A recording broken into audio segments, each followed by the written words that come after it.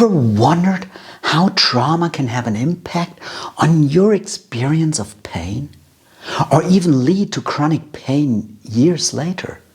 Maybe you're a trauma survivor and suffer from chronic pain, and your doctors tell you they can't find any structural damage that hints to the pain you're experiencing.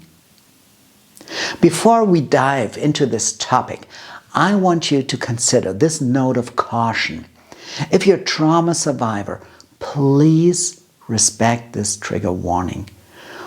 We will be talking about different kinds of trauma, so if you go on, it's your choice, okay? And please note, this video is not for therapy or medical advice. It's for educational purposes only.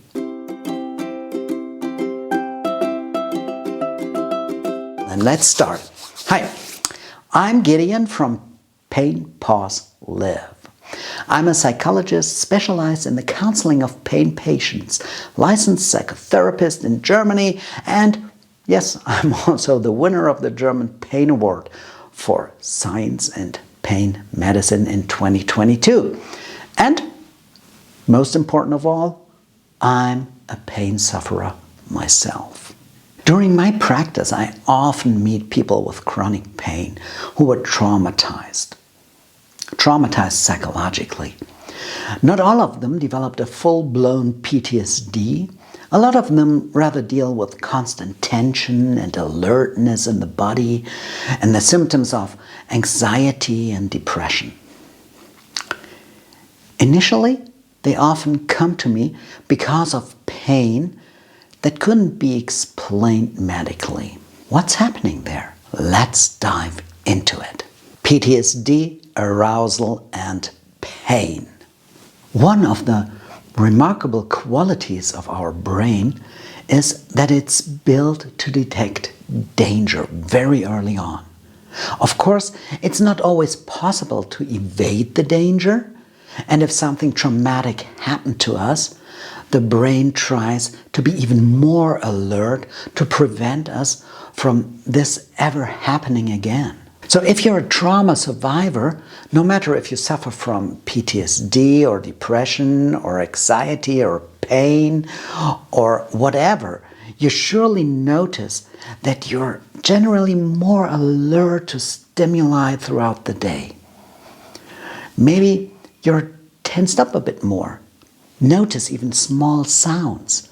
You're easily scared and you're always on the watch out if something might happen.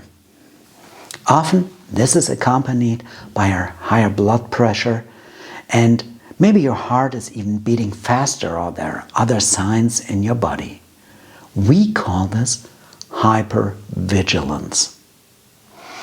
It's an ongoing stress reaction in your body that's initiated by your brain to protect yourself.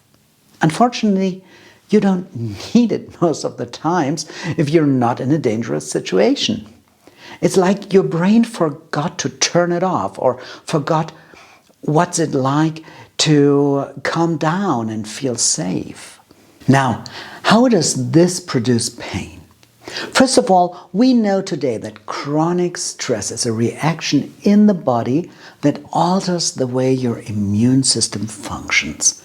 And it's basically messenger molecules of the immune system called cytokines, like TNF-alpha or IL-6, which sensitize the fibers that report damage from the body to your brain.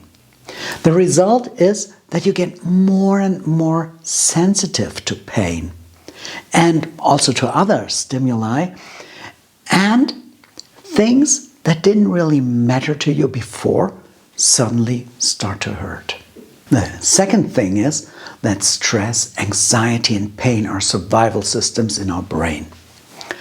They're closely linked to each other, and one can trigger the other.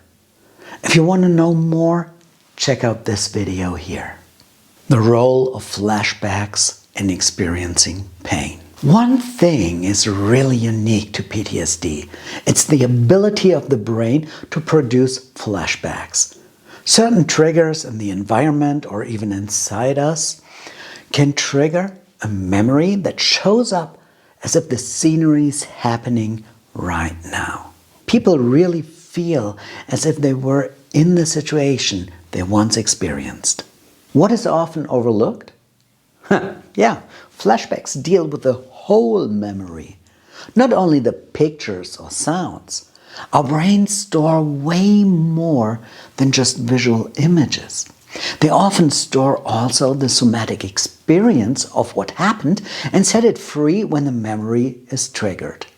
This happens totally involuntarily. This means also the pain once experienced in the situation back then can be felt over and over again each time a flashback shows up. And sometimes it can be the pain alone. It shows up as a part of the traumatic memory. Some people who survived sexual abuse suddenly feel it whenever they want to get intimate with the partners. Or survivors who got shot might feel the pain whenever there's a loud bang or similar sound that triggers the memory. Important here is that you understand that there's no need for any structural damage to experience even very strong kinds of pain. If you know things like this and you haven't been in treatment, please contact a doctor or psychotherapist so you can get into trauma treatment. You might think now, well, Gideon, sounds all nice. If not, let me know in the comments, please. But I got away from an accident with lasting structural damage. What about this trauma? Maybe you even carry both PTSD and physical trauma with lasting changes in your body. So in experiencing pain, they can have a huge overlap. As I said earlier, one can trigger the other. I remember one client who had terrible pain in his right hand because his hand got in between rollers of a huge professional printer. He lost 2 fingers and had phantom limb pain since then. Besides that, he always had to fight with anxiety. Working with trauma therapy in this case, EMDR, the pain nearly subsided completely. But there might be cases like mine when there's not much anxiety, but the pain that comes when your body doesn't heal like you wish to. After my legs had been shattered, it took a long time for them to heal and for the bones to mend. But they didn't heal like they were supposed to, and so when I walk today, it looks a little bit crooked. In the end of the day, my feet hurt depending on the amount of walking and movement I did on that day. My body can't help but giving me the pain signals because there's too much use of the wrong parts of my feet. In this case, it's very important to learn how you can deal with your pain differently. It will come back again and again, and not moving is no option for me. If I don't do it, my belly will increase like a dough in the oven. So the only chance is to approach the pain differently and to find the right balance for you. This is one thing we do in Pain, Pause, Live. If you're interested in this, just drop me a line and hop on the newsletter of Pain, Pause, Live.